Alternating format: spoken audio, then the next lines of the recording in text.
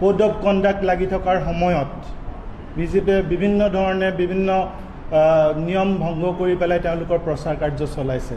শেহতীয়াকৈ এটা দৃশ্য আমি সকলোৱে দেখিছোঁ যে যোৰহাট লোকসভা সমষ্টিৰ প্ৰাৰ্থী তপন কুমাৰ গগৈ এখন গাড়ীত বহি আছে, তেওঁৰ কাষত এজন ডিব্ৰুগড়ৰ ব্যৱসায়ী, আৰু সেই ডিব্ৰুগড়ৰ ব্যৱসায়ীজনে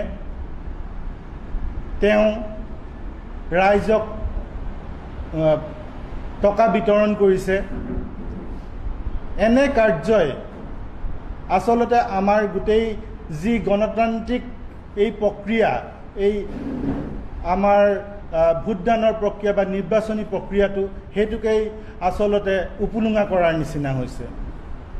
গতিকে এই কেমেৰাৰ সন্মুখত দিন দুপৰতে এনেদৰে ৰাইজক পইচা বিতৰণ কৰা কাৰ্য আম আদমি পাৰ্টীয়ে তীব্ৰ ভাষাৰে গৰিহণা দিছোঁ, আৰু ইতিমধ্যেই আমি ইলেকশ্যন কমিশ্যনৰ ওচৰত ইয়াৰ অভিযোগ দাখিল কৰিছোঁ। কোড অফ কণ্ডাক্ট লাগি থকাৰ সময়ত বিজেপিয়ে বিভিন্ন ধৰণে বিভিন্ন নিয়ম ভংগ কৰি পেলাই তেওঁলোকৰ প্ৰচাৰ কাৰ্য চলাইছে। শেহতীয়াকৈ এটা দৃশ্য আমি সকলোৱে দেখিছোঁ যে যোৰহাট লোকসভা সমষ্টিৰ প্ৰাৰ্থী তপন কুমাৰ গগৈ এখন গাড়ীত বহি আছে, তেওঁৰ কাষত এজন ডিব্ৰুগড়ৰ ব্যৱসায়ী, আৰু সেই ডিব্ৰুগড়ৰ ব্যৱসায়ীজনে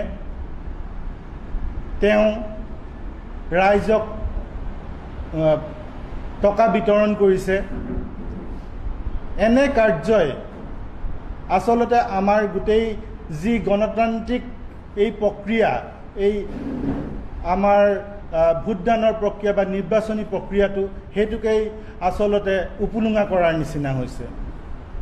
গতিকে এই কেমেৰাৰ সন্মুখত দিন দুপৰতে এনেদৰে ৰাইজক পইচা বিতৰণ কৰা কাৰ্য আম আদমি পাৰ্টীয়ে তীব্ৰ ভাষাৰে গৰিহণা দিছোঁ, আৰু ইতিমধ্যেই আমি ইলেকশ্যন কমিশ্যনৰ ওচৰত ইয়াৰ অভিযোগ দাখিল কৰিছোঁ।